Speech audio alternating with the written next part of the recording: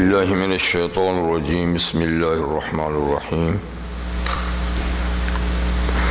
وأوحينا إلى موسى أن أسر بعبادي إنكم متبعون فأرسل فرعون في المدائن حاشرين إن هؤلاء لشرذمة قليلون وإنهم لنا لغائظون وإنا لجميع حاضرون فأخرجناهم من جنات وعيون وكنوز ومقام كريم كذلك وورثناها بني إسرائيل فأتبعوهم مشرقين فلما تراءى الجمعان قال أصحاب موسى إنا لمدركون قال كلا إن معي ربي سيهدين فأوحينا إلى موسى أن اضرب بعصاك البحر فانفلق فكان كل فرق كالطود العظيم وأزلفنا ثم الآخرين وأنجينا موسى ومن معه أجمعين ثم أغرقنا الآخرين إن في ذلك لآية وما كان أكثرهم مؤمنين وإن ربك لهو العزيز الرحيم واتل عليهم نبأ إبراهيم إذ قال لأبيه وقومه ما تعبدون قالوا نعبد أصناما فنظل لها عاكفين قال هل يسمعونكم إذ تدعون أو ينفعونكم أو يضرون قالوا بل وجدنا آباءنا كذلك يفعلون قال أفرأيتم ما كنتم تعبدون أنتم وآباؤكم الأقدمون فإنهم عدو لي إلا رب العالمين الذي خلقني فهو يهدين والذي يطعمني ويسقين وإذا مرضت فهو يشفين والذي يميتني ثم يحيين والذي يطمع أن يغفر لي خطيئتي يوم الدين رب هب لي حكما وألحقني بالصالحين صدق الله العظيم.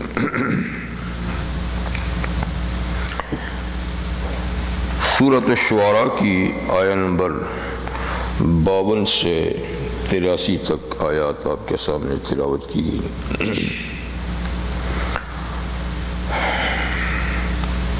سورت کے شروع میں حضرت موسیٰ علیہ السلام کا واقعہ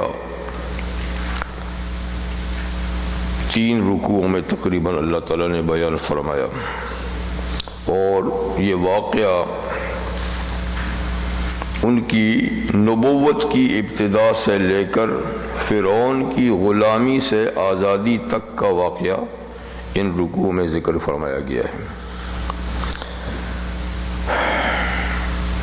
تو جب اللہ تعالیٰ نے ان کو نبوت عطا فرمائی اور ان کی دعا سے ان کے بڑے بھائی ہارون علیہ السلام کو بھی نبوت عطا فرمائی، تو حکم دیا کہ تم دونوں فرعون کے پاس جاؤ. تو یہ دونوں حضرات ان کے پاس آئے، ان کو اس کو دعوت دی. تو اس نے پہلے تو حضرت موسیٰ علیہ السلام پر ایک جرم جو ان سے سرزد ہوا تھا اور جس کی وجہ سے انہوں نے مصر چھوڑا اور 10 سال کے بعد اب دوبارہ آئے تھے، اس کا ذکر کیا، اور یہ کہ اپنا احسان بھی جتایا کہ دیکھ بچپن سے ہم نے تجھے کئی برسوں تک اپنے گھر میں پالا اور بڑا کیا، اور پھر تو نے ہمارا ایک آدمی بھی مارا اور چلا گیا. تو خیر ان باتوں کا حضرت موسیٰ علیہ السلام نے بڑا تحمل کے ساتھ جواب دیا کہ جہاں تک میری پرورش کا احسان مجھ پہ رکھتا ہے تو وہ تیرے ہی کرتوتوں کی وجہ سے ہے کہ تو اگر میری قوم پہ ظلم نہ کرتا، ان کے بچوں کو قتل نہ کرواتا، تو میری ماں مجھے دریا میں نہ پھینک دی، وہ تیرے گھر میں نہ پہنچتا، تو وہ تو تیرے ظلم کی وجہ سے ایسا ہوا. اور جہاں تک قتل کی بات ہے تو وہ مجھ سے غلطی سے سرزد ہوا۔ اس وقت یعنی میرے پاس یہ رہنمائی نہیں تھی جو اب اللہ نے نبوت کے ذریعے سے مجھے دی ہے، اور ویسے بھی وہ قتل خطا ہے جی، اور اسی کی وجہ سے مجھے یہ ملک چھوڑنا بھی پڑا۔ لیکن اب جب میں واپس آیا تو اللہ تعالیٰ نے مجھے نبوت اور رسالت عطا فرمائی ہے، تو اس لیے پہلے کی بات چھوڑ، اب کی بات کر۔ تو پھر اس نے مزید سوالات کیے، رب العالمین کیا ہوتا ہے، پھر انہوں نے جوابات دیا سب باقی ہوں۔ جب دلائل کا جواب نہیں دے سکا اور دھمکیاں دینے لگا تو موسیٰ علیہ السلام نے دلائل کا رخ پھیر دیا اور فرمایا کہ اچھا میں کوئی نشانی اپنی نبوت کی بتاؤں تو پھر بھی ہٹ دھرمی اور ضد کرے گا۔ اس نے کہا بتاؤ کون سی دلیل ہے؟ تو آپ نے عصا ڈالا جو سانپ بنا اور ہاتھ نکالا تو چمکنے لگا۔ تو اس نے اپنے لوگوں سے کہا دیکھا نا، یہ تو بہت بڑا ماہر اور بڑا پڑھا لکھا جادوگر لگتا ہے، تو تمہاری کیا رائے اس کے بارے میں؟ اور یہ کہ تم کو اس جادو کی وجہ سے اقتدار سے باہر کرنا چاہتا ہے اور تمہارے اقتدار پہ یہ قبضہ کرنا چاہتا ہے۔ انہوں نے کہا جلدی نہیں کریں اس کے بارے میں فیصلہ کرنے کی، اور یہ ہے کہ جادو اگر ہے تو جادو کا مقابلہ جادو سے کریں، ہمارے ملک میں جادوگروں کی کوئی کمی تو نہیں۔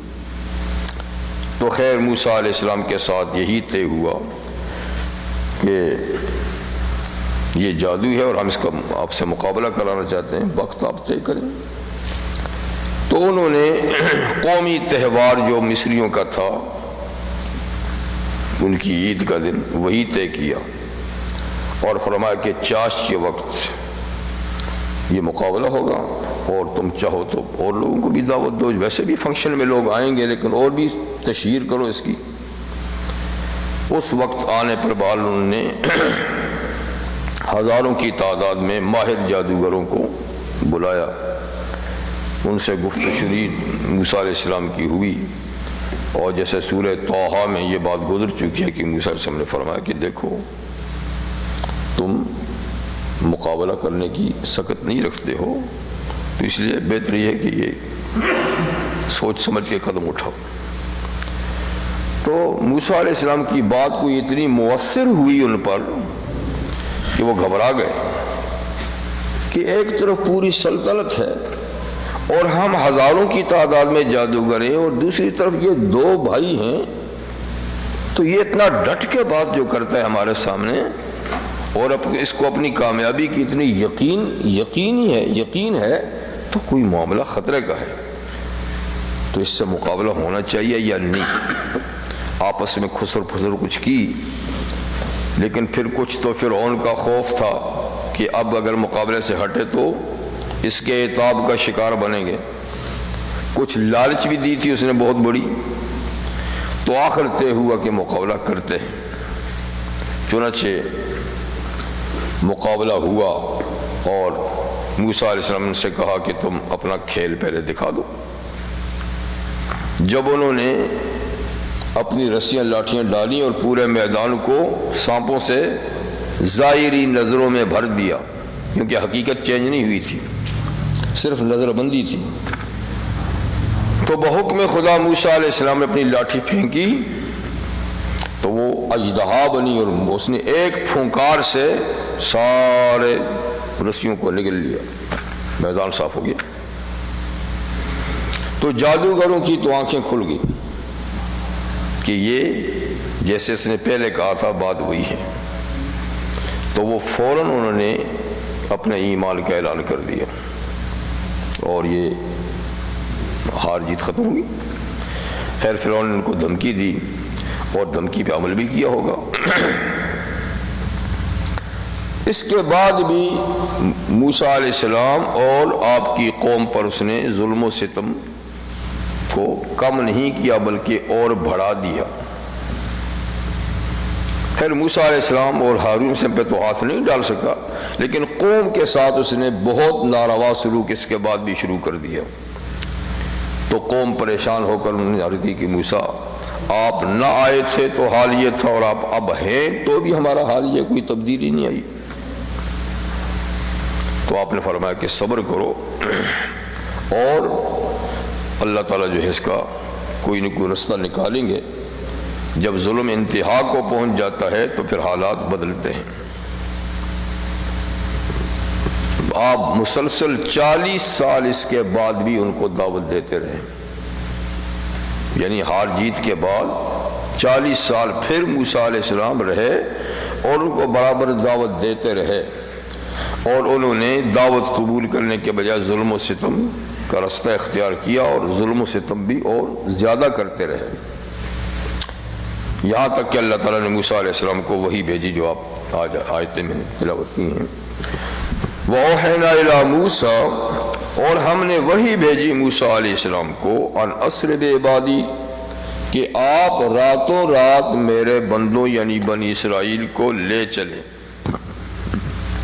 یعنی یہ آپ کا مطالبہ نہیں مانتا اور آپ کی قوم کو آزاد نہیں کرتا، بلکہ الٹا اس نے ظلم ستم اور بڑھا دیا ہے، تو اب آپ خود نکلیں، یہ جانے نہیں دے گا، اور یہ کہ راتوں رات نکلے۔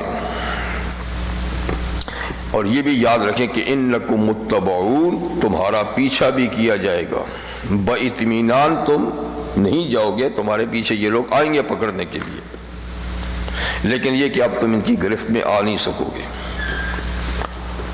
چنانچہ موسیٰ علیہ السلام نے قوم کو اس سے باخبر کیا، اور فرعونیوں سے آزادی حاصل کرنے کے لیے وہ مخصوص دن طے کیا گیا کہ جو خود بنی اسرائیلیوں کا سالانہ تہوار کا دن تھا۔ ایک تو مصریوں کا عید کا دن تھا نا، اس میں تو سارے لوگ اکٹھے ہوتے تھے، ایک قوم بنی اسرائیل کا بھی کوئی سالانہ ایک دن نہیں، مطلب 2-4 دن وہ تقریباً شہر سے باہر نکل کر کسی میدان میں اپنا کوئی فنکشن کرتے تھے، کوئی مذہبی تہوار تھا یا قومی تہوار تھا، بہرحال کچھ تھا کرتے تھے۔ تو اسی کو پسند کیا گیا، کیونکہ اس میں جب جائیں گے تو ان کو شک بھی نہیں پڑے گا، کیونکہ ہر سال ہم جاتے ہی ہیں جی، اور یہ کہ جا کر وہاں سے ہم بجائے واپس آنے کے آگے کا رستہ لے لیں گے، ان کو خبر بھی نہیں ہوگی۔ تو چنانچہ یہ طے ہو گیا، اور طے ہونے کے بعد اسرائیلیوں نے مصریوں سے اپنے تہوار منانے کے لیے کچھ کپڑے، کچھ زیورات بھی خواتین نے مستعار یعنی مانگ لیے، جیسا کہ وہ پہلے بھی ایسا کرتے تھے، لیکن اس دفعہ تھوڑے سے کچھ زیادہ ہی کر لیے، اور وہ لوگ ان کو دے بھی دیا کرتے تھے کہ ہماری غلام قوم ہے، چلو ان کی عید کا دن ہے تو خوشی منا لیں۔ تو انہوں نے باقاعدہ ان سے کپڑے جی اور زیورات بھی حاصل کر لیے کہ ہمارا فنکشن کا دن ہم جاتے ہیں، ٹھیک ہے جاؤ۔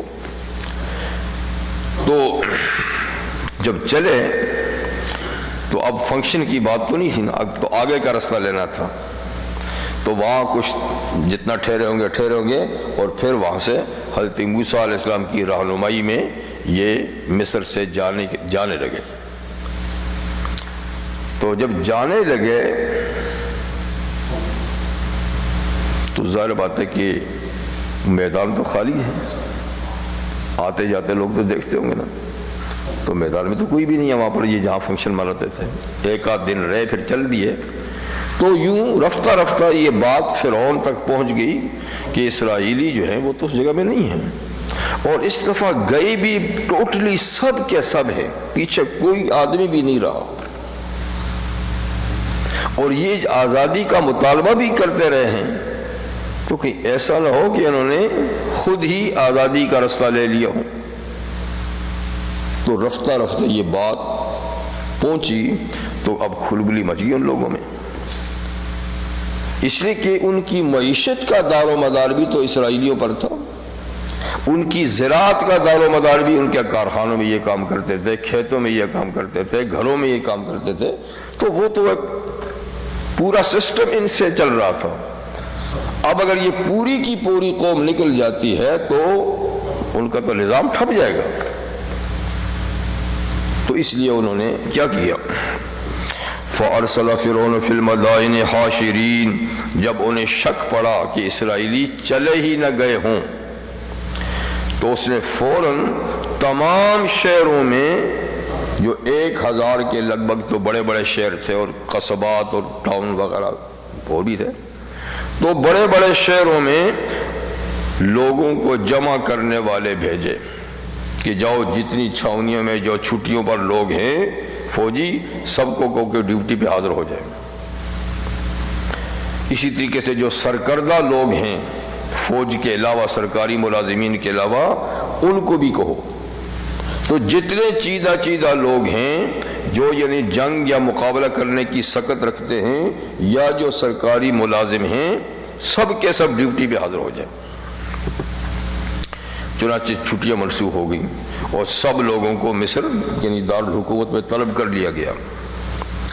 طلب کرنے کے بعد فرعون نے ان کو کیا کہا؟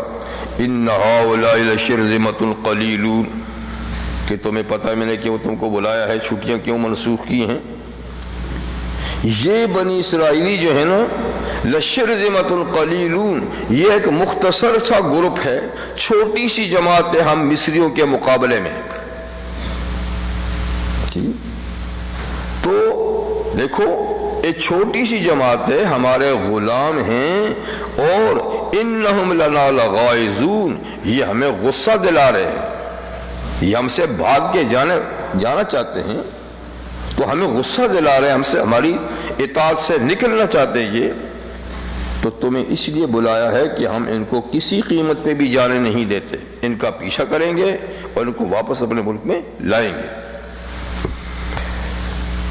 وَإِنَّا لَجَمِيعٌ حَاضِرُونَ، اور بے شک ہم سب کے سب ان سے اندیشے میں ہیں، فکر میں ہیں کہ یہ کہیں ہماری غلامی سے نکل نہ جائیں، اس سے ہمارا پورا نظام متاثر ہو جائے گا۔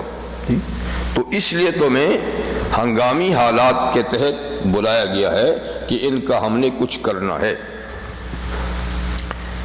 چنانچہ تیاری ہوگی، اور جیسے تاریخی روایات میں کہ 12 یا 13 لاکھ فوج، 12 یا 13 لاکھ فوج جو ہے وہ بنی اسرائیلیوں کے پیچھے اس نے لگائی، گھوڑوں پہ سوار اور بہترین سواریوں پہ اسلحے سے لیس، اور خود فرعون اپنی پوری پارلیمنٹ سمیت، اور اس کے علاوہ ملک کے تمام چیدہ لوگ اور بھی، یعنی سرکاری افسران، سرکاری ملازمین اور جوان طبقہ علاوہ فوج کے، تو ایک بہت بڑی بھاری نفری جو ہے نا یہ بنی اسرائیل کے پیچھے چل پڑی۔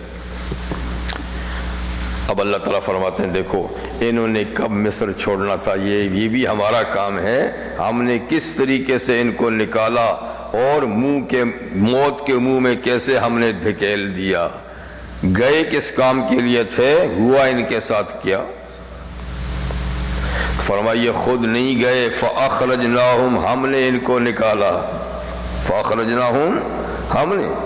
تو اللہ تعالیٰ جو کام کرتے ہیں نا اس کے لیے اسباب پیدا فرماتے ہیں، اور کرنے والا خود خوشی خوشی وہ کام کرتا ہے۔ جہاں اس کی موت لکھی ہوتی ہے، موت کی جگہ کوئی سمن نہیں آتا، کوئی پولیس نہیں آتی اس کو لے جانے کے لیے، خود اللہ ایسے اسباب پیدا فرماتے ہیں کہ مرنے والا اپنی موت کی جگہ خوشی خوشی جاتا ہے، کوئی کام اللہ وہاں لگا دیتے ہیں۔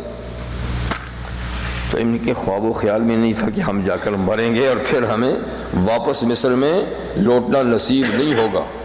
کس ارادے سے گئے؟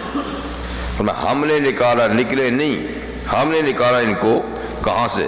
من جنات و عیون، مصر کے باغات سے اور مصر کے چشموں سے، چشموں کی سرزمین، نہروں کی سرزمین، باغات کی سرزمین، کھیت لہلہا رہے ہیں، باغات پھلوں سے لدے ہوئے ہیں، چشمے چاندی کی طرح ابل رہے ہیں، نہریں بہہ رہی ہیں، اور عمدہ عالی شان مکان، بہترین فرنیچر، کھانے پینے کی چیزیں ایک دم ہم نے چھین لیں اور ہم نے ان کو چلتا کر دیا، نکال دیا۔ وہ کنوز، اور خزانوں سے بھی نکال دیا، بینک بھرے پڑے ہیں جی، پیسہ سب وہیں ہے اور ان کے پاس کیا تھوڑا سا کھانے کا سامان ہے بس.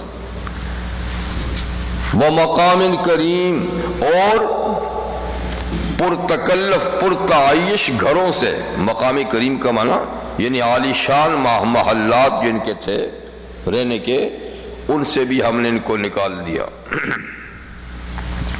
کذالک، ایسے ہی جب ہم کرتے ہیں تو ایسا ہی، جب ہم نکالتے ہیں تو اسی طرح نکالتے ہیں.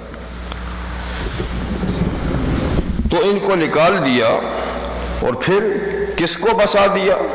وَأَوْرَثْنَاهَا بَنِي اسرائیل، اور ہم نے وارث بنا دیا چشموں کا، باغات کا اور سرسبز شاداب زمینوں کا بنی اسرائیل کو. لیکن سوال یہ پیدا ہوتا ہے کہ بنی اسرائیل کو کون سے چشموں کا، کون سی سرزمین کا وارث بنایا؟ یہاں تو یہ واپس نہیں گئے، وہ تو دریا پار ہوئے تو پار ہی رہے، ٹھیک. اور جہاد سے انکار کیا تو 40 سال ایک صحرا میں اللہ نے ان کو قید رکھا اور وہ وہیں مر گئے. اگلی نسل ان کی تیار ہوئی تو انہوں نے جہاد کر کے، وہ تو ادھر نہیں آئے، وہ تو فلسطین چلے گئے تھے. تو اللہ تعالیٰ جو فرماتے بنی اسرائیل کو ہم نے وارث کیا، تو یہ کون سی سرزمین کا کیا؟ تو مفسرین فرماتے ہیں کہ یہ ارض مقدس کی وراثت کا ذکر ہے، ٹھیک ہے نا. ان کی آباء و اجداد کا جو ملک تھا شام، فلسطین، اس کا ہم نے بنی اسرائیل کو وارث بنایا. وہ بھی ان بنی اسرائیل کو نہیں، ان کی نسل کو. اس لیے کہ سرزمین قدس جو ہے وہ بھی انتہائی شاندار زمین ہے، وہاں بھی نہریں ہیں، باغات ہیں، چشمے ہیں، ہر قسم کی سہولتیں وہاں بھی ہیں. تو وہ ان کا جو آبائی ملک تھا بنی اسرائیل کا، ہم نے یعنی اس ملک کا ان کو وارث بنایا، مصر کا نہیں. تو بظاہر یہ لگتا ہے کہ مصریوں کو نکال کے بنی اسرائیل کو وارث بنا، ایسی بات نہیں ہے، کیونکہ یہ تو واپس نہیں گئے وہاں. ہاں سرزمین مصر کے یہ وارث تو بنے، لیکن یہ بہت بعد جل کر حضرت سلیمان علیہ السلام کے زمانے میں، اس سے پہلے نہیں. سلیمان علیہ السلام کی جب حکومت ہوئی تو وہ حکومت پوری دنیا پر تھی، تو اس میں مصر بھی آیا تھا، مصر پہ بھی ان کو غلبہ حاصل ہوا. تو اس ذریعے سے پھر وہ وراثت ان کو بڑی دیر بعد جا کے ملی، لیکن فوری طور پہ جو وراثت ہے یہ فلسطین کی ملی، اور وہ بھی فوری طور پہ نہیں بلکہ 40 سال کے بعد. 40 سال کے بعد. صاحب ایک بات پوچھو، وہ جو واقعہ ہے جس کے اندر حضرت موسیٰ علیہ السلام نے جو پتھر پر عصا مارا، چشمے جاری تو 12 قبیلے جو تھے تو وہ سب ایک ہی طرف تو نہیں گئے، کچھ یمن کی طرف چلے گئے تھے، کچھ اس طرح سے بڑھ گئے. یہ واقعہ نہیں کا ہے، وہ تو اس وقت کی بات ہے جب کہ سارے بنی اسرائیل حضرت موسیٰ علیہ السلام کے ساتھ تھے، اور صحرائے سینا کی بات ہے. صحرا میں تھے تو وہاں پانی نہیں تھا، اور یہ لوگ صحرا میں اللہ نے ان کو 40 سال کے لیے قید کر دیا تھا، اس لیے کہ ان کو یعنی ان کو دریا پار کرتے ہی جہاد کا حکم تھا کہ تم غلامی سے نکلے ہو، اپنے باپ دادے کے ملک میں جاؤ. لیکن وہ یوں تو نہیں پڑا ہوا کہ تم چلے جاؤ، وہاں بھی تو ایک حکومت ہے جی. اور وہ بھی بڑے جنگجو قسم کے لوگ ہیں، بڑے لمبے تڑنگے طاقتور لوگ ہیں، ان سے تمہیں لڑنا پڑے گا. لیکن اللہ تعالیٰ نے یہ فرمایا کہ تم صرف لڑنے کے لیے جاؤ، مدد تو میں کروں گا. وہ بے شک طاقتور ہیں، لیکن تم جاؤ گے تو فتح تمہاری ہوگی، کیونکہ تمہارے قائد تو حضرت موسیٰ ہیں، اللہ کے نبی حضرت ہارون ہیں. پھر اللہ تعالیٰ خود فرماتے ہیں کہ تم جاؤ، میں تمہیں دوں گا، تو ڈرنے کی کیا بات ہے. لیکن یہ لوگ ڈر گئے. غلامی تو چیز ایسی ہے نا، تو غلام کا دماغ جو ہے وہ تو ایسا نہیں ہوتا. کوئی کہا جی ہم موسیٰ وہ تو بڑی جنگجو قوم ہے، ہم ان سے لڑنے سے رہے جی. اس لیے اگر وہ خود چلے جاتے ہیں ملک چھوڑ کے تو چلے جائیں گے، لیکن لڑنے والی بات مت کیجیے. آپ کو بہت ہی شوق ہے تو آپ جائیں لڑے، ہم ادھر ہی بیٹھے۔ تو یہ بات اللہ کو ناپسند ہوئی کہ خدا کے حکم کی تعمیل نہیں کی، الٹا موسیٰ علیہ السلام سے بد کلامی بھی کی تھی۔ تو اللہ تعالیٰ نے فرمایا کہ اچھا موسیٰ فکر مت کر، یہ 40 سال تک تو میں ان کو یہ ملک اب دوں گا بھی نہیں، اور یہاں بھی ان کو چین سے نہیں بیٹھنے دوں گا۔ یتیہون فی الارض، اسی صحرائے سینا میں یہ حیران پریشان پھرتے رہیں گے، مارے مارے پھرتے رہیں گے 40 سال۔ اور اللہ بھی جب کسی کے لیے جیل مقرر کرتے ہیں نا تو اس کو بھی 4 دیواری کھینچنے کی ضرورت نہیں اور گیٹ لگانے کی ضرورت نہیں ہے، ٹھیک ہے، بس اس کا نظام اپنا ہی ہے، وہ کھلے میدان میں قید کر لیتے ہیں۔ اب یہ 40 سال تک وہیں پھرتے رہے، لیکن جہاں جاتے جاتے صبح ہوتی تو پھر وہیں جہاں سے گئے تھے وہیں ہوتے تھے۔ تو اس پورے صحرا میں وہ سارا ساز و سامان جو مصر سے مختصر سا لائے تھا نا سفر کا، وہ تو ختم ہو گیا، تو چند دنوں کے بعد ختم ہو گیا۔ نہ کپڑے رہے، نہ خیمے رہے، نہ پانی ہے، نہ فوڈ ہے، کچھ بھی نہیں رہا۔ تو ایک طرف تو یہ صحرا جیل بن گیا، دوسری طرف اللہ تعالیٰ پھر جیسے کہ جیلیوں کو کھلاتے پلاتے بھی تو ہے نا قیدیوں کو، تو ان قیدیوں کے لیے اللہ نے کھانے پینا کا بھی غیبی سامان کر دیا نا، کہ خوراک کے لیے من سلوا اتار دیا، ٹھیک، پانی کے لیے وہی پتھر پہ مار کے چشمے، اور خیموں کی جگہ بادل کا خیمہ اللہ تعالیٰ نے تان دیا، سفید بادل، اور رات کی روشنی کے لیے ایک ویسے ٹیوب لائٹ جو ہے ایسی روشنی کیا کہ مینار کھڑا ہو جاتا تھا رات کو، جو پورا خیمہ بستی ان کی روشن ہوتی تھی، اور بادل بھی ایسا خیمے کی شکل میں کہ ہر کنبہ اپنا ایک جیسے کہ ایک خیمے کے اندر ہے، ایسا بادل، ٹھیک ہے نا، اور من آسمان سے برستا تھا برف کی طرح دانے دار، اس کی روٹی بنا لیتے تھے، اور پرندے خود اڑ کے آتے ان کے پاس بیٹھتے تھے، ایسے پکڑو، جال تلنے کی ضرورت نہیں ہے، کسی ہاتھ سے پکڑو، ذبح کر لو، کھا لو۔ تو یہ سامان بھی اللہ تعالیٰ نے کر دیا، اس لیے کہ اسی عرصے میں موسیٰ علیہ السلام، ہارون السلام بھی تو ہے نا، یوشع علیہ السلام بھی تھے، اور بھی مومن لوگ ہیں جنہوں نے ایسی بات نہیں کی، تو ان کے لیے تو وہ جیل نہیں تھی، لیکن تھے تو ان کے ساتھ ہی 40 سال تک۔ تو یہ تھا بہرحال یہاں وراثت سے میں نے کہا کہ وراثت کس کی مراد ہے، یعنی ملک شام کی مراد ہے، اور وہ بھی 40 سال کے بعد ان کی نسل کو ملی، ان کو نہیں ملی، یہ تو 40 سال بیداری تیہ میں رہے۔ فَأَتْبَعُوا مُشْرِقِينَ، اچھا یہ راتوں رات چلے، فنکشن چھوڑ دیا، بلکہ وہاں سے موسیٰ علیہ السلام کی قیادت میں چلے، تو صبح سورج نکلتے ہی ان کا پیچھا کیا فرعونیوں نے پوری فوج لے کر۔ اب یہ تو پیدل جا رہے ہیں یا معمولی سی کسی کے پاس کوئی سواری کا، اکثر تو پیدل تھا نا، 6,70,000 بنی اسرائیلی، ادھر سے 13 لاکھ تو فوج ہی ہے خالی، سب گھوڑوں پر، اور پھر باقی جتنے بھی عمائدین سب کے پاس سواریاں ہیں، تو کس تیز رفتاری کے ساتھ وہ آئے ہوں گے۔ تو صبح ہوتے ہی دیکھا بنی اسرائیل نے، اوہو پیچھے سے تو فوج آ رہی ہے، آگے بھاگنے کا رستہ نہیں، آگے دریا ہے، یہ دریا کے کنارے پہ تھے، تو مشرق، ہاں مشرق سے نا، شرق کہتے ہیں سورج چمکنے کو، اسی سے اشراق کا لفظ ہوتا ہے، سورج نکلنے کا ٹائم۔ مشرقین کا معنی یعنی سورج نکلتے وقت، سورج نکلتے وقت جو ہے ان کا پیچھا کیا گیا۔ فلما ترى الجمعان، جب دونوں پارٹیوں نے ایک دوسرے کو دیکھ لیا، دونوں جماعتوں نے ایک دوسرے کو دیکھ لیا، انہوں نے دیکھا کہ وہ اسرائیلی وہ دریا کے کنارے کھڑے ہیں، انہوں نے دیکھا کہ وہ پیچھے سے فوج آ رہی ہے۔ قال اصحاب موسیٰ، تو موسیٰ علیہ السلام کے ساتھیوں نے یعنی ان کے امتیوں بنی اسرائیل نے کہا، انا لمدرکون، ہم تو آ لیے گئے، ہم تو پکڑ لیے گئے، اب تو ہمارے پاس بھاگنے کا کوئی راستہ ہی نہیں ہے، آگے راستہ ہی نہیں ہے، ہو بھی تو ہم ان کے مقابلے میں کہاں بھاگیں گے؟ یا تو راستہ بھی نہیں ہے، کوئی کشتیاں بھی نہیں ہے کہ ان میں کود پڑے، اور وہ تو بڑی تیز رفتاری کے ساتھ فوج آ رہی ہے، تو ہم تو بھائی پکڑے گئے۔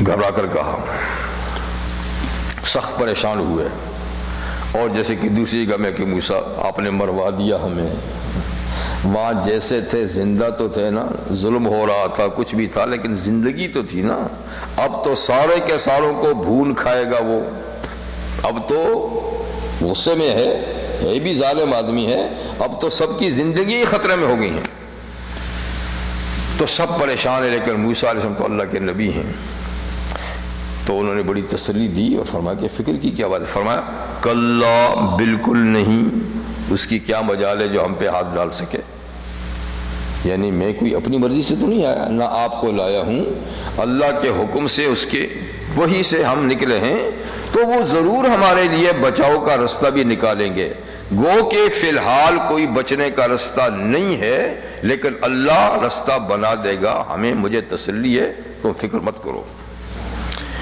اس لیے کہ انما یہ ربی سیہدین، میرے ساتھ میرا رب ہے، میرے ساتھ میرا رب ہے، سیہدین، بہت جلد وہ راستہ، ہدایت کا مطلب راستہ ہوتا ہے، یعنی بچاؤ کا راستہ ہمیں بتائے گا، فکر نہیں کرو۔ تو موسیٰ علیہ السلام نے تسلی دی اور اپنے رب کی معیت کا، لیکن اپنے ساتھ کہا کہ میرا رب میرے ساتھ ہے، اور میری وجہ سے پھر تمہارے ساتھ بھی ہے، لیکن ان کو ساتھ شروع میں شریک نہیں کیا کہ ہم سب کے ساتھ ہے، کہ میرے ساتھ ہے، پھر میری وساطت سے تمہارے ساتھ بھی ہے۔ ایسا ہی جملہ لیلۃ الہجرت میں غار ثور میں بھی پیش آیا، جب حضور صلی اللہ علیہ وسلم ہجرت کی رات غار ثور میں تھے، اور صبح کو آپ کی تلاش میں ٹیم مکہ کی وہاں جا پہنچی غار ثور پر، اور وہ غار بھی ایسا نہیں ہے کہ اوپر چھت اور یہاں سے غار اندر جانے کو ہو، بلکہ وہ غار اوپر سے نیچے اترنے کے لیے، اوپر سے نیچے اترتے ہیں، تو جب اس کے کنارے پہ پہنچو تو نیچے غار سے اوپر آدمی نظر آتے ہیں، تو اندر غار میں کون ہیں؟ ابو بکر صدیق اور نبی کریم صلی اللہ علیہ وسلم۔ اب یہ سب پہنچ گئے، نشان قدم بتانے والے نے کہا جی قدم یہاں تک آئے ہیں، آگے قدموں کا کوئی نشان نہیں ہے، میں کچھ نہیں کہہ سکتا، کچھ نہیں بتا سکتا۔ تو اب سب حیران پریشان ہیں کہ یہاں آئے ہیں تو زمین نگل گئی، یہاں آئے ہیں یا آسمان پہ اٹھ چلے گئے، آخر آگے نشان قدم نہیں تو گئے کہاں؟ حالانکہ وہ نیچے بیٹھے ہیں، تو یہ باتیں کر رہے ہیں، دائیں بائیں دیکھ رہے ہیں، اور یہ بھی کہہ رہے ہیں کہ یہ یہاں سوراخ تو ہے، غار تو ہے، لیکن اس میں تو امکان ہی نہیں جانے کا، دیکھو نا جھاڑی ہے اوپر، اور جھاڑی پہ اتنا گرد و غبار، اور اس کی پر ایسے جالے لگے ہوئے ہیں کہ یہ تو ان کے باپ کی پیدائش سے بھی پرانا کوئی درخت ہے، اور یہ جالے ہیں، اور یہ دیکھو یار کبوتر کے انڈے بھی تو پڑے ہوئے ہیں نا بھائی، اگر گھستے تو کم از کم یہ جالے نہ رہتے، یہ انڈے ٹوٹ جاتے، یہاں تو ہے ہی نہیں۔ یہ سب باتیں ہو رہی ہیں، نیچے کو دیکھتے ہی نہیں ہیں، لیکن دیکھنے کی ضرورت ہی نہیں ہے، اور نیچے سے ابو بکر ان کو دیکھ رہے ہیں، وہ پریشان ہو رہے ہیں کہ ابھی دائیں بائیں دیکھ رہے ہیں، اگر غلطی سے بھی کوئی نیچے کو دیکھا گا تو ہم تو بالکل سامنے ہیں، تو پریشان ہو رہے ہیں، اپنے لیے نہیں آقا کے لیے پریشان ہو رہے ہیں، میری تو خیر ہے لیکن حضور صلی اللہ علیہ وسلم جی، تو حضور صلی اللہ علیہ وسلم نے کیا فرمایا؟ وہاں فرمایا لا تحزن ان اللہ معنا، میرے رفیق سفر ابو بکر، لا تحزن، غم نہ کر، غم نہ کر، ان اللہ معنا، ہمارے اللہ ہمارے ساتھ ہے، یہ نہیں کہا میرے ساتھ ہے، میرے ساتھ ہے، پھر میری وجہ سے تیرے ساتھ بھی نہیں، ان کو ساتھ ہی ملا دیا، اللہ ہمارے ساتھ ہے جی۔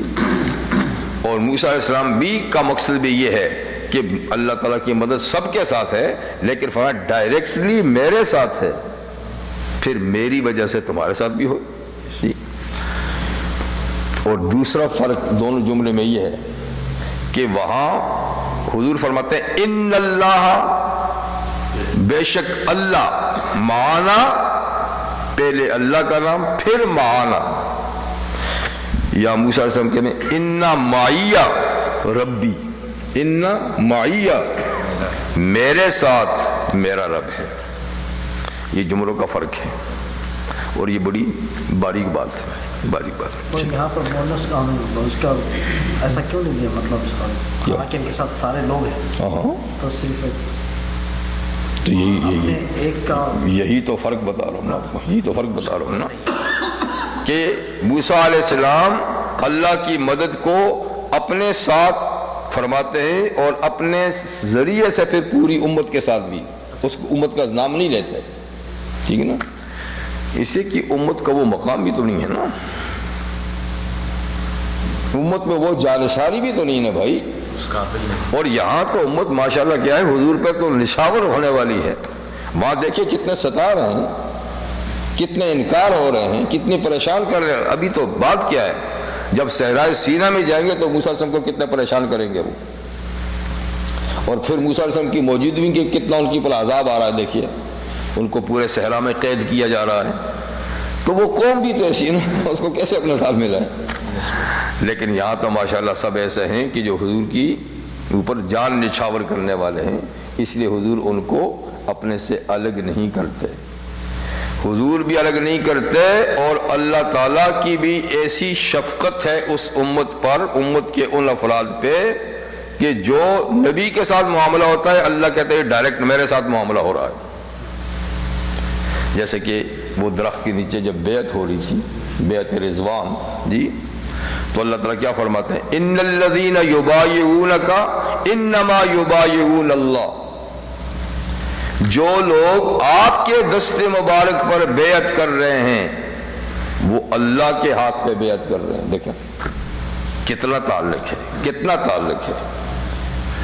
اور یہ کہ ید اللہ فوق ایدیہم، بظاہر تو آپ کے ہاتھ میں ان کے ہاتھ ہیں، اور پھر نظر تو نہیں آ رہا لیکن ان کے ہاتھوں پر اللہ کا ہاتھ ہے. تو ان کے ہاتھ دو ہاتھوں کے بیچ میں ہیں. یہ آپ کا ہاتھ ہے، یہ صحابی کا ہاتھ ہے، یہ اللہ کا ہاتھ ہے. تو کتنا تعلق ہے. صرف نبی کے ساتھ اتنا نہیں، خود اللہ کے ساتھ بھی ایسا تعلق ہے کہ اللہ ان کے کام کو. تو چلیے تو فرما پریشان نہ ہو، میرا رب میرے ساتھ ہے اور وہ اس پریشانی سے نکلنے کا راستہ بتائیں گے. اتنی سی بات تھی کہ اب تو ٹائم بہت مختصر ہے، وہ جلدی سے پہنچ رہے ہیں، یہ ہکا بکا حیران کھڑے ہیں. تو فَأَوْحَيْنَا إِلَىٰ مُوسَىٰ، ہم نے حکم بھیجا، وہی بھیجی یعنی حکم بھیجا موسیٰ علیہ السلام کو، اضرب بعصاک البحر، کہ اپنی اسی مبارک لاٹھی جو کبھی سانپ بن جاتی تھی، آج اس کو دریا پہ ماریے، اس سامنے کے دریا پہ ماریے. امام تفسیر امام قتادہ فرماتے ہیں کہ اللہ تعالیٰ نے دریا کو بھی پہلے حکم بھیج دیا تھا کہ میرا بندہ موسیٰ آنے والا ہے جی، اور اس کو رستہ دینے کے لیے تیار رہنا. جب وہ لاٹھی مارے گا تو بغیر کسی لیت و لال کے اس کے لیے رستے بنانے. تو کہتا رات بھر دریا بھی تلاطم میں، کبھی ادھر موجی کبھی ادھر، کہ کس وقت اللہ کا بندہ آئے گا، کہیں ایسا نہ ہو کہ وہ لاٹھی مارے اور میں غافل رہوں اور حکم کی تعمیل میں دیر ہو جائے. تو کہتا رات بھر دریا بھی بے چینی میں گزار رہا ہے کہ کس وقت وہ آئیں گے. خیر یہی بات ہو رہی تھی کہ حضرت یوشع بن نون علیہ السلام جو اس وقت آپ کے رفیق خاص اور شاگرد خاص تھے، اور ان کے بعد موسیٰ علیہ السلام کے بعد اللہ نے ان کو پھر نبی بنایا، اور انہی کے ہاتھوں فلسطین پھر فتح ہوا تھا جی. تو انہوں نے پوچھا کہ اللہ کے نبی اب صورت کیا بنے گی؟ یہ تو ٹھیک آپ نے فرمایا کہ اللہ رستہ بتائیں گے، لیکن بس رستے کی صورت کیا بنے گی؟ تو آپ نے فرمایا کہ اللہ نے حکم دیا ہے کہ لاٹھی مارو دریا پر. کہ جی پھر دیر کیوں کرتے ہیں, وہ تو یہ آ گئے ہیں, پھر دیر کیوں کرتے ہیں, ماریے تاکہ رستہ بنے, یہ تو پریشان ہیں لوگ. تو خیر آپ نے لاٹھی دریا میں ماری تو فن فلقا, دریا پیس بن گیا, ٹکڑے بن گیا, ٹکڑے ٹکڑے ہو گیا پانی اس کا. ظاہر بات ہے کہ لاٹھی تو مختصر سی جگہ میں ماری نا, اور دریا تو بہت بڑا تھا, لیکن یہ تو ایک اسباب ہیں, کام تو مسبب الاسباب نہیں کرنے ہیں. لاٹھی نہ بھی مرواتے اور اللہ حکم دیتے تو رستہ بن جاتا, لیکن دنیا عالم اسباب ہے, اس لیے اس میں اسباب کو اختیار کرنے کا حکم ہے کہ جتنا تم کر سکتے ہو وہ تو کرو نا, پھر آگے ہم خود ہی کر لیں گے سب کچھ. تو خیر لاٹھی ماری تو دریا ٹکڑے ہو گیا, کھڑا ہو گیا. کیسے؟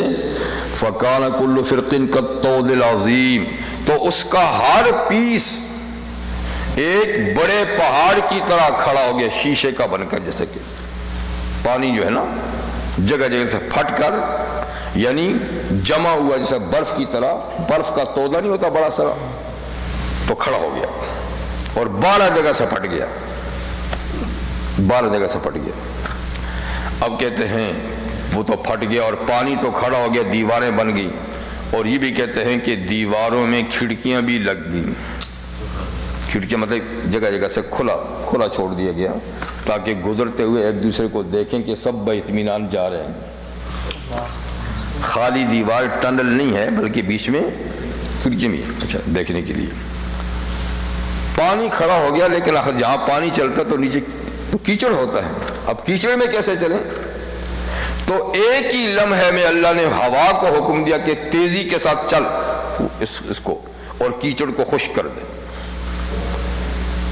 تو پانی رکا اور تیزی سے ہوا ایسی چلی کہ بالکل جیسے کہ یہاں کبھی پانی ہوا ہی نہیں, اور بالکل خشک ہو گیا رستہ, سڑک بن گئی. اب بنی اسرائیل کو کہا کہ 12 قبیلے جو ہیں, ہر قبیلہ ایک ایک رستے پہ چلا جائے.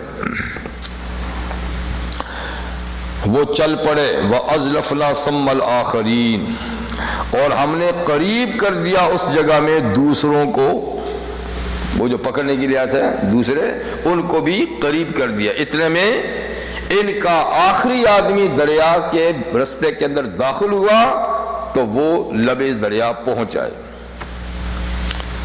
تو قیادت تو فرعون کے پاس, سب سے آگے تو وہی تھا گھوڑے پہ سوار. تو وہ تو سمجھتا تھا کہ یہ تو رستے میرے لیے نہیں بنے, تو موسیٰ علیہ السلام کے لیے بنے ہیں, اس لیے ہمیں آگے نہیں جانا چاہیے, بس ہمیں یہاں تک کافی, جو آگے نہیں جانا چاہیے. لیکن اب اللہ تعالیٰ کو تو منظور تھا کہ ان کو اس میں ڈبونا ہے. تو اللہ تعالیٰ نے یعنی حضرت جبریل امین کو ایک گھوڑے پہ سوار کر کے بھیج دیا کہ وہ تو بریک لگا رہا ہے گھوڑے کو کہ آگے نہ جائے. جی آپ اپنے گھوڑے کو داخل کر دیں اس کے آگے. جب آپ کا گھوڑا آگے ہوگا تو یہ گھوڑا پھر یہ کب رکے گا؟ جی پھر بریکوں سے نہیں رکتا. تو انہوں نے جو اس کے گھوڑے کے آگے کر کے دوڑایا نا اس رستے میں, تو اس سے بے قابو ہو گیا. فرعون سے اپنا گھوڑا بے قابو ہو گیا, وہ بھی اس کے پیچھے اس نے چھلانگ لگا دی. جب اس کے پیچھے چھلانگ لگا دی تو فوج نے کہا جب ہمارا خدا جا رہا ہے تو پھر تو فکر کی بات ہی کیا ہے, ہم کیوں رکیں. تو انہوں نے اپنے گھوڑے اس میں ڈال ہی دیے سب. ادھر سے آخری اسرائیلی نے پاؤں دریا سے باہر رکھا, ادھر سے آخری فرعونی دریا کے اندر داخل ہوا. بس تو وہ اس کنارے پہ بھی پہنچے ہی تھا, ادھر سے یہ اندر داخل ہوا ہی تھا کہ ایک دم دھڑام سے دیواریں گری اور پانی پھر جاری وساری ہو گیا.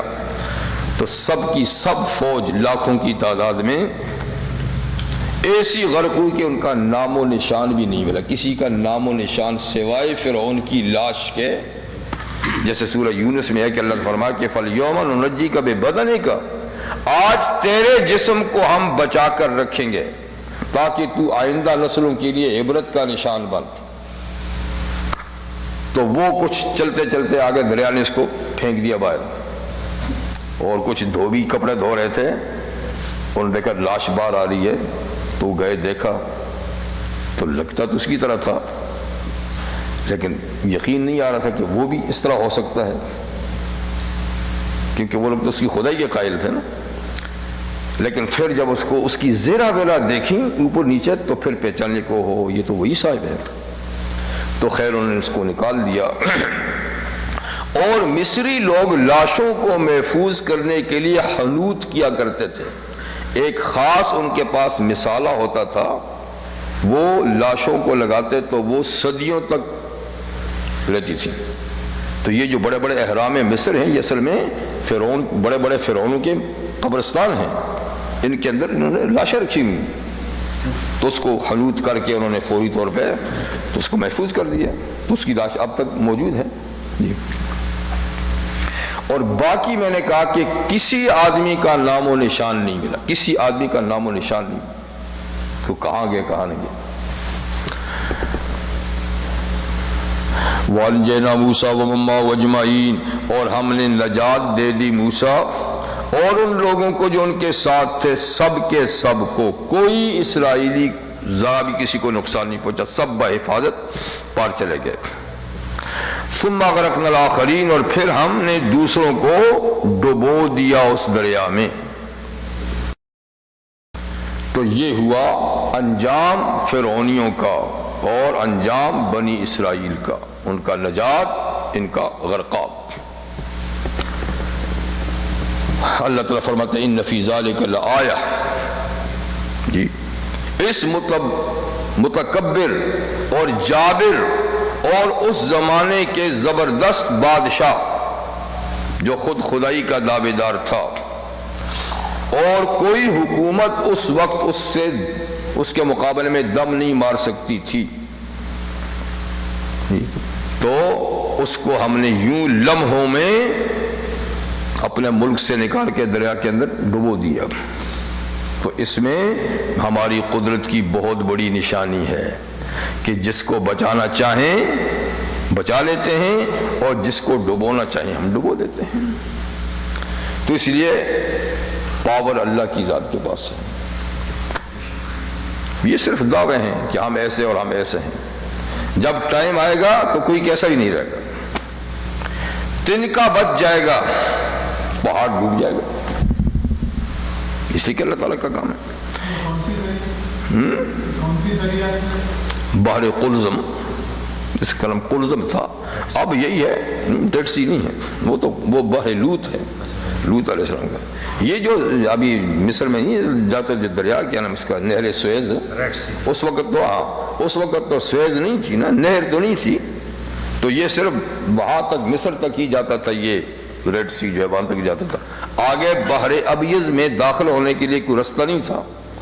یہ تو بعد میں انگریزوں نے کھدوا کر وہاں سے اس کا کنیکشن بحر ابیض سے کر دیا تاکہ یورپ کے ساتھ ان کا تجارت آسان ہو جائے نا، ورنہ تو بہت دور سے پورا افریقہ سے چکر لگا کے وہاں جاتے تھے جہاز، تو یہ آسان رستہ انہوں نے بنا دیا۔ ان کی جو کتابیں ہیں ویسٹرن میڈیا کی، وہ کہتے ہیں ریڈ سی وچ از بحیرہ، جی بحر احمر، وہاں پر یہ انسیڈنٹ، لیکن کس کا؟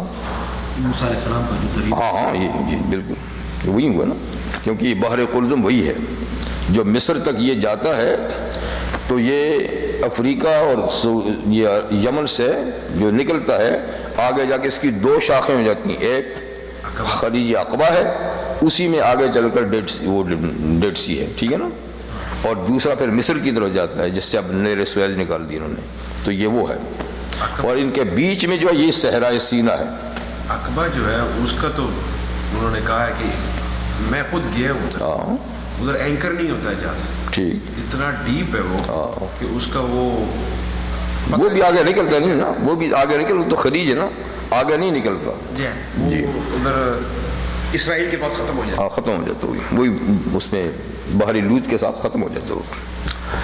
تو چلیے یہ ہوا، تو اللہ فرماتے ہیں اس میں ہماری قدرت کی بڑی نشانی ہے، جس سے چاہے حکومت چھین لیں، جس کو چاہیں دے دیں، یہ سارے کام تو اصل میں فیصلے اوپر ہوتے ہیں، اور ہم سمجھتے ہیں کہ ہم کرتے ہیں یا فلانے نے کر دیا جی۔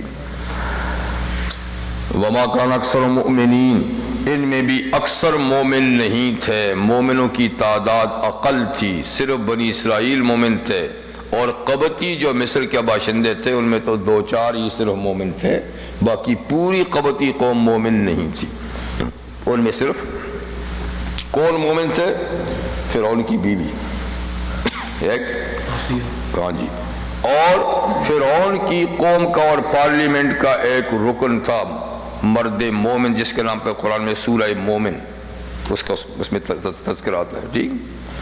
اور فرعون کے گھر کی خادمہ اور اس کی فیملی، بس یہ لوگ ٹوٹل مومن تھے، باقی سب کی سب قوم جو ہے وہ مومن نہیں تھی، اور پوری آبادی کے لحاظ سے اکثر مومن نہیں تھے، اور کبھی بھی ایسا نہیں ہوا کہ اکثر مومن ہوں، اکثریت ہمیشہ فساق فجار کی ہوئی ہے، اور اہل ایمان ہمیشہ کم ہی تعداد میں رہے ہیں، ہمیشہ کم تعداد میں، تو جس کہ یہاں بھی ایسے ہی ہوا۔ اسی لیے اللہ تعالیٰ فرماتے ہیں وَإِن تُطِعْ أَكْثَرَ مَنْ فِي الْأَرْضِ يُضِلُّوكَ عَنْ سَبِيلِ اللَّهِ، دیکھو اکثریت کے پیچھے کبھی نہیں جانا، اگر زمین کے اندر اکثر لوگوں کی آپ نے اطاعت کی تو آپ کو راہ راست سے گمراہ کر دیں گے، اس لیے کہ ہر دور میں اکثریت غلط کار لوگوں کی رہی ہے، آج بھی دیکھیے وہی کچھ ہے، ہاں جی، اس کے مقابلے میں اہل ایمان اہل صلاح کتنے بہت کم ہیں۔ اسی طرح فرماتے ہیں قُلْ لَا يَسْتَوِي الْخَبِيثُ وَالطَّيِّبُ وَلَوْ أَعْجَبَكَ كَثْرَةُ الْخَبِيثِ، دیکھو خباثت اور پاکیزگی برابر نہیں ہے، اگرچہ خباثت کی کثرت تمہیں تعجب میں ڈالے، واہ واہ کتنے زیادہ ہیں، کتنے خوبصورت ہیں، اور کتنے کھاتے پیتے ہیں، کتنی بڑی بڑی ان کی سلطنتیں ہیں، جیسے کہ ہم لوگ مرعوب ہو جاتے ہیں ان کو دیکھ کر، اور جی تو آپ ان کو بھی ایسا کہتے ہیں، اور جی اللہ فرماتے ہیں یہ چھوڑو، یہ تو خباثت ہے، اور خباثت ہمیشہ زیادہ ہی رہی ہے دنیا میں، اور تمہیں تعجب میں ڈالتی بھی ہے، لیکن خباثت خباثت ہے، اور پاکیزگی ہمیشہ کم رہی ہے، ٹھیک ہے نا، پاک چیزیں، پاک اعتقاد، پاک اعمال، پاک اخلاق، پاک کردار، یہ تو اس کے حامل تو بہت کم لوگ رہے ہیں، تو فرمایا تم طہارت اور پاکیزگی اختیار کرو اگرچہ وہ اقلیت میں ہے، اور خباثت کے پیچھے ان کو مت دیکھو، اگرچہ اکثریت ہے، اس کا انجام یہی ہے جو یہاں اکثریت کا ہوا۔ وَإِنَّ رَبَّكَ لَهُوَ الْعَزِيزُ الرَّحِيمُ، اور بے شک آپ کا پروردگار غالب ہے، اس پر کوئی طاقت غالب نہیں، وہ ساری طاقتوں پر غالب ہے، اس لیے کہ سب طاقتوروں کو طاقت دی کس نے ہے؟ اسی نے تو دی ہے، تو وہ طاقتور ہے، غالب ہے۔ واللہ غالب علی امرہ، اللہ اپنے معاملات پہ غالب ہے، جو کرنا چاہے فوری طور پہ کر دیتا ہے، تو اس کا تقاضا تو یہ ہے کہ اللہ کسی باطل کو ابھرنے ہی نہ دے، کیونکہ وہ غالب ہے، لیکن الرحیم وہ بے حد مہربان بھی ہے، تو وہ گرفت کرنے میں جلدی بھی نہیں کرتا، ٹھیک ہے نا، وہ ان کو موقع بڑا دیتا ہے، مہلت بڑی دیتا ہے سوچنے سمجھنے کے لیے، تو ہمارے حساب سے تو یہ مہلت بڑی لمبی ہو جاتی ہے تو ہم تل ملا جاتے ہیں، لیکن اللہ تعالیٰ کے ہاں جو ٹائم ہے اس کے لحاظ سے تو یہ چند لمحوں کی مہلت ہے، ہمارے ہاں تو یہ سالہ سال کی مہلت ہے، کیوں ان کو ملی؟ ہمیں حیرت ہوتی ہے۔ اللہ فرماتے ہیں یہ تو جیسا بگڑا ہوا بچہ ہو، شرارتی بچہ ہو، ٹھیک، تو ماں باپ سزا سے پہلے کہتے ہیں اچھا یہ ٹافی لے لے، پھر دیکھتے ہیں تو ٹافی کھانے میں کتنا ٹائم لگے گا اس کو، اور پھر اس کو تھپڑ رسید کریں گے بعد میں، وہ کہے کہ واہ جی واہ مجھے تو ٹافی مل گئی ہے، تو بے وقوفی نہیں اس کی، وہ تیور نہیں دیکھ رہے کہ یہ دے رہا ہے لیکن کس انداز سے دے رہا ہے، تو یہ بھی اللہ کے تیور کو دیکھتے نہیں ہیں اور خوش ہو رہے ہیں کہ ہمیں یہ ملا ہمیں وہ ملا، تو اللہ فرماتے ہیں کر لو، کتنا کرو گے، تمہاری زندگیاں 60 70 80 90 سال یا 100 200 سال کی، تو ہمارے ہاں تو چند لمحوں کی بات ہے، تو خیر اللہ مہربان ہیں، یعنی وقت دیتے ہیں سوچنے سمجھنے کے لیے۔ 8 بجے کے بعد نماز انشاءاللہ. ہاں 6 منٹ میں. ہاں تو پھر انشاءاللہ تھوڑا سا اور پڑھیں گے. وَاتْلُ عَلَيْهِمْ نَبَأَ إِبْرَاهِيمَ. تو حضرت موسیٰ علیہ السلام اور فرعون کا واقعہ ہوا. اب اللہ تعالیٰ حضرت ابراہیم خلیل اللہ، یہاں میں نے پہلے کہا تھا کہ ترتیب انبیاء کرام کی بعثت کی ترتیب نہیں ہے، بلکہ جو جتنی مشکلات میں پڑے ہیں اس لحاظ سے ترتیب ہے. تو موسیٰ علیہ السلام کا زمانہ تو بہت بعد میں ہے اور ان کی ابراہیم علیہ السلام کی نسل سے ہیں، لیکن ذکر ان کا پہلے ہو گیا. اب ابراہیم علیہ السلام جو جد الانبیاء، انبیاء کرام کے دادے ہیں اور اللہ کے خلیل ہیں، ان کو بھی بہت بڑی آزمائش اور امتحان سے گزرنا پڑا، لیکن انہوں نے بھی کتنے تحمل سے دعوت دی. یہاں تو پھر ان کے ساتھ ایک قوم تو ہے، چاہے مظلوم قوم ہے، لیکن ابراہیم علیہ السلام تو یکا و تنہا ہے، کوئی بھی ان کے ساتھ نہیں ہے، ایک اکیلے ہیں. اور مقابلے میں فرعون ہی جیسا جابر بادشاہ ہے، فرعون ہی جیسا جابر بادشاہ نمرود.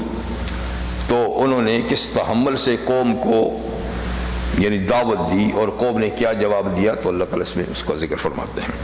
تو یہ بھی طریق دعوت ہے. وَاتْلُ عَلَيْهِمْ، اے محمد صلی اللہ علیہ وسلم آپ ان آل مکہ پہ تلاوت کیجئے، مکہ والوں پہ تلاوت کیجئے کیا؟ نبا ابراہیم، ابراہیم علیہ السلام کا قصہ. نبا کہتے ہیں خبر کو، خبر یعنی واقعہ اور قصہ. تو ان پہ ان کا قصہ ذکر کرنے کا کیا مطلب ہے؟ اس لیے کہ مکہ والے ابراہیم علیہ السلام کی نسل کے لوگ ہیں، ان کے خاندان کے ہیں، ان کی اولاد میں سے ہیں جی، کیونکہ یہ اسماعیل علیہ السلام کی اولادیں اور اسماعیل علیہ السلام ابراہیم علیہ السلام کے بیٹے ہیں، تو ان کے بیٹے کی یہ اولاد ہیں. اور پھر یہ ابراہیم علیہ السلام پر فخر بھی تو کرتے ہیں، کہتے ہیں ہم ابراہیمی ہیں. اپنے کفر اور شرک کو اور اپنی گناہوں والی زندگی کو ابراہیم علیہ السلام کی طرف منسوب کرتے ہیں کہ جی ہم تو ان کے دین پر ہیں، ہم تو ان کے دین پر ہیں. تو آپ ذرا ان کا دین ان کو پڑھ کے سنائیے کہ تم دعویٰ کرتے ہو کہ ہم ان کی اولاد ہیں، ان کے دین پر ہیں، تو تم کیا کر رہے اور ان کا دین کیا تھا، اس لیے یہ پڑھ کے سنائیے. تو جب ابراہیم علیہ السلام پیدا ہوئے، بڑے ہوئے، سن شعور کو پہنچے، تو اذ قال لأبیہ وقومہ، ان کا بھی دعوت سے کام شروع ہو رہا ہے، پیدائش کا ذکر نہیں ہے. جیسے موسیٰ علیہ السلام کا بھی نبوت سے واقعہ شروع کیا، یہاں بھی نبوت سے واقعہ شروع ہے. سب نبیوں کا یہاں نبوت سے واقعہ شروع ہے، پہلے کی زندگی کا ذکر نہیں. جب نبوت ملی تو انہوں نے سب سے پہلے اپنے باپ سے کہا. تو ابراہیم علیہ السلام اصلاً عراق کے ہیں، عراق کے یعنی بابل جو اس زمانے میں، اب تو بغداد ہے، اس زمانے میں بابل دارالحکومت تھا اور بہت بڑا متمدن شہر تھا یہ، یعنی 100 مربع میل پر پھیلا ہوا شہر ہوتا تھا اور اتنا تمدن تھا، اتنی شہریت تھی، اتنے بہترین باغات عمارات ترتیب سے تھے کہ اس کی مثال نہیں. تو اس شہر کے قریب ایک قصبے میں حضرت ابراہیم علیہ السلام پیدا ہوئے. باپ کا نام بعض کہتے ہیں کہ طارق تھا اور لقب آذر تھا. تو شیعہ حضرات تو کہتے ہی طارق ہیں، لیکن قرآن میں کہیں طارق کا لفظ نہیں ہے، ڈائریکٹ اذ قال لأبیہ آذر کا ہے، جب انہوں نے اپنے باپ آذر سے کہا. تو کبھی ایسا ہوتا ہے کہ نام پر دوسرا نام غالب آ جاتا ہے، تو ہو سکتا ہے یہ بھی کہ طارق اصل نام ہو لیکن آذر جو ان کا لقب ہے وہ نام پہ غالب آ گیا ہو. جیسے ابو بکر صدیق کا نام عبداللہ ہے لیکن کسی کو پتہ نہیں عبداللہ ہے جی، وہ کنیت غالب ہے. ابو ہریرہ کا عبد الرحمن ہے لیکن ابو ہریرہ غالب ہے. تو ایسا ہوتا ہے. تو طبقات ابن سعد نے یہ کہا، ابن سعد کہتے ہیں کہ اصل نام طارق تھا لیکن آذر ان کا بت تھا بہت بڑا. تو یہ بہت بڑے پجاری تھے، آذر پجاری تھے، بلکہ بت بناتے بھی تھے. بت تراش بھی تھے، بت پرست بھی تھے، اور بلکہ حکومت کی طرف سے یہ مذہبی پیشوا بھی تھے، یعنی یوں سمجھے کہ مذہبی امور کے وزیر تھے۔ تو اس لحاظ سے وہ جو بڑا بت تھا نا آزر، تو اس کے نام سے یہ مشہور ہو گئے۔ تو چلو اللہ بہتر جانتے ہیں کہ کیا ہے، لیکن قرآن میں آزر ہی کہا ہے ان کو جی۔ تو اس سے کہا وہ قوم ہی، اور ان کی اپنی باقی برادری سے بھی کہا، باپ سمیت، کیونکہ پوری برادری جو ہے یہ مشرک تھے، کوئی ستاروں کو پوجتے تھے، کوئی عناصر کو پوجتے تھے، اور کوئی جو ہے وہ مختلف اشیاء کو اپنے ہاتھوں سے بنائی ہوئی کو پوجتے تھے۔ تو پوری قوم یعنی شرک کے اندر ڈوبی ہوئی تھی۔ تو آپ نے ان سے کہا ما تعبدون، سوالیہ انداز میں، کہ تم کن کی عبادت کرتے ہو، کن کی پوجا کرتے ہو، یہ سوالیہ انداز سے، یہ نہیں کہ آپ کو پتہ نہیں، آپ دیکھتے ہیں کیا کرتے ہیں، ان سے پوچھنا چاہتے ہیں کہ وہ جواب دیں گے تو میں آگے بات کو چلاؤں گا نا جی۔ قالو، تو ان سب نے، باپ نے اور پوری قوم نے کہا نعبد اصناما، دیکھتے نہیں ہو ہم مورتیوں کو پوچھتے ہیں، مورتیوں کی بات کرتے ہیں۔ اصنام صنم کی جمع ہے، اور صنم کسی خاص شکل پہ تراشے ہوئے بت کو کہتے ہیں، کسی آدمی، کسی جانور، یا سورج یا چاند یا کسی ستارے یا کسی جن یا کسی فرضی فرشتے کی شکل بنا کر، مطلب کسی خاص شکل پہ جو تراشا ہے جس کو صنم کہتے ہیں۔ اور اگر بغیر تراشے ہوئے کہ ویسے ہی کسی چیز کو پوجا کریں تو اس کا نام ہے وثن، وثن، اوثان جمع اس کی، اوثان، جیسے کہ کراس بت کی شکل تو نہیں ہے، ایک لکڑی ہے، اس کو بھی پوجتے ہیں، یا کسی خاص درخت کو پوجنے لگ جائیں یا کسی دریا کو پوجنے لگ جائیں تو یہ وثن ہے۔ تو کہاں ہم ان مورتیوں کو پوجتے ہیں، اور پوجتے بھی کس شان سے ہیں، فَنَظُلُّ الْعَاكِفِينَ، ہم تو گرے پڑے ہوتے ہیں ان پر، جھکے رہتے ہیں ان پر۔ عاکف وقوف سے ہے، اسی سے اعتکاف کا لفظ ہے، یعنی کسی کام کے پیچھے لگ جانا، سب کچھ چھوڑ کے اس کی، تو فَنَظُلُّ لَهَا عَاكِفِينَ، ہم ان مورتیوں کی عبادت پر ہی بس لگ گئے، جھک گئے ہیں، یہی ہمارا منتہا اور یہی ہمارا مقصود ہے۔ تو آپ نے فرمایا حَلْ يَسْمَعُونَكُمْ إِذْ تَدْعُونَ، جب تم ان کو اپنی حاجات میں پکارتے ہو یا اپنے اوپر سے مصائب کو ٹلانے میں پوچھتے ہو، تو یہ کوئی جواب بھی دیتے ہیں تمہیں؟ حل یسمع، یہ سنتے ہیں تمہاری بات؟ استدون، جب تم ان کو بلاتے ہو اپنی حاجتوں میں، سنتے ہیں؟ کان تو تم نے بڑے بڑے ان کے بنا رکھے ہیں، تو سنتے بھی ہیں۔ او ینفعونکم او یضرون، یا جب تم ان کو پکارتے ہو تو تمہیں کوئی نفع پہنچاتے ہیں، یا کبھی ناراض ہوں تو کچھ نقصان بھی کرتے ہیں تمہارا، خوش ہوں تو نفع پہنچاتے ہیں، اور ناراض ہوں تو کبھی نذرانہ ٹائم پہ مل جائے تو کچھ پہنچاتے ہیں، کبھی دیر ہو جائے تو ناراض بھی ہو جاتے ہیں۔ تو زندہ تو اس طرح ہو جاتے ہیں نا، زندہ ہمارے لوگ جو ہیں ان کو ٹائم پہ مل جائے نذرانہ، ہاں، اور نہ ملے تو اچھا بھول گئے ہمیں، ہاں جی۔ اور یہ یعنی یہ بھی ایسے ہیں، ان میں بھی کوئی ناراضگی رضا کی کوئی بات ہے؟ اچھا جی۔ انہوں نے کہا تو بھی عجیب سوال کرتا ہے ابراہیم، دیکھتے نہیں یہ منسن گمسم ہیں بالکل، ہاں؟ جہاں بٹھائے بیٹھے ہیں جی۔ تو قالوا بل وجدنا آباءنا كذلك يفعلون، ہم تیرے سوالوں کا جواب نہیں دے سکتے بھائی، آپ بڑے سخت سوال، چبھتے سوال کرتے ہیں، تو ہمارے پاس جواب نہیں۔ بس ہم نے تو کبھی اس بات کی تحقیق ہی نہیں کی کہ سنتے ہیں نہیں سنتے، نفع پہنچاتے ہیں نقصان پہنچاتے، اس سے ہمارا کوئی سروکار ہی نہیں ہے۔ بل وجدنا آباءنا كذلك يفعلون، بلکہ ہم نے اپنے باپ دادوں کو ایسا ہی کرتے پایا ہے، تو بس ہم تو لکیر کے فقیر ہیں بھائی۔ وہ ان کو صدیوں سے پوچھتے آئے ہیں تو ہم بھی پوچھتے ہیں، کچھ نہ کچھ ہوگا نا جی، آخر کوئی بے وقوف تو نہیں تھا نا جی. ہم بھی کہیں تو یہی کہتے ہیں نا، آخر وہ ہمارے باپ دادے یہ کام کرتے تھے، بے وقوف تو نہیں تھا نا جی. تو کہتے ہیں وہ جو اتنے باپ دادا کرتے ہیں تو کوئی نہ کوئی بات تو ہوگی نا سی. تو اس لیے ہم تو مکھی پہ مکھی مارتے چلے آ رہے ہیں اور ہم تو ان کی دیکھا دیکھی کام کرتے ہیں. اس سے کوئی غرض نہیں ہے جو آپ ہم سے پوچھتے ہو. تو حضرت ابراہیم علیہ السلام نے فرمایا افرأیتم ما کنتم تعبدون، اچھا تو بتاؤ کہ جن کی تم عبادت کرتے ہو، انتم تم و آباؤکم الاقدمون، اور تمہارے اگلے باپ دادا بھی جس کی عبادت کرتے چلے آئے ہیں. تو دیکھو انہم عدو لی، یہ تمہارے سارے خدا میرے دشمن ہیں، میں ان میں سے کسی کو نہیں مانتا.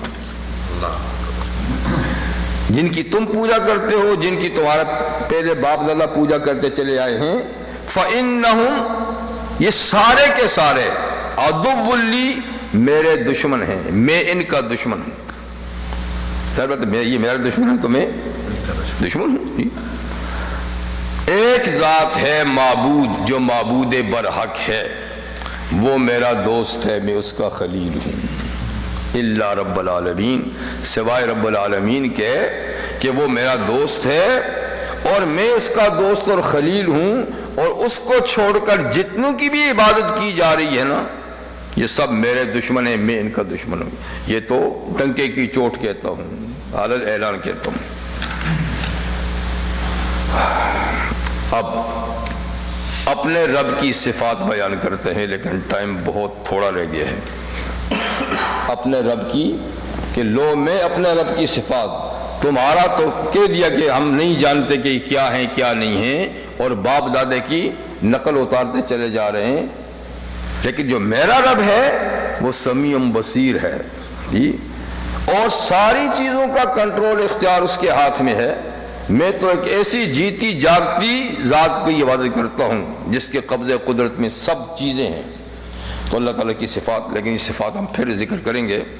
تو خیر ابراہیم علیہ السلام نے ایک عرصہ دراز تک قوم کو یہ بات سمجھائی، اور پھر عملی طور پہ بھی ان کے بتوں کو ایک دفعہ توڑ پھوڑ کر بات سمجھانے کی کوشش کی کہ لاتوں کے بھوت باتوں سے نہیں مانتے، دلائل سے، تو ان کو کچھ کر کے دکھاؤں.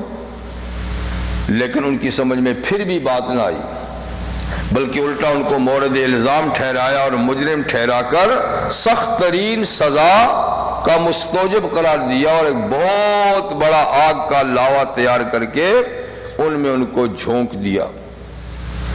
تو اللہ تعالیٰ نے ان کو صحیح سالم رکھا. اس میں یہ سارا معجزہ دیکھ کر بھی کوئی ٹس سے مس نہ ہوا، پھر بھی ٹس سے مس کوئی نہ ہوا.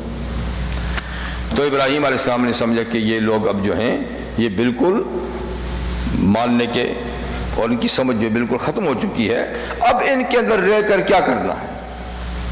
تو لہذا اس جگہ کو چھوڑ کر کسی اور جگہ جائیں جہاں اللہ کی آزادی کے ساتھ عبادت بھی کریں، کسی اور کو دعوت دیں.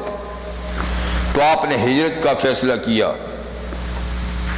اور کلدانیین ایک بستی تھی دریائے فرات کے کنارے پر، تو آپ نے وہاں سے پہلی ہجرت کی، اور اس میں اوور کلدانیین وہاں آپ تشریف لائے.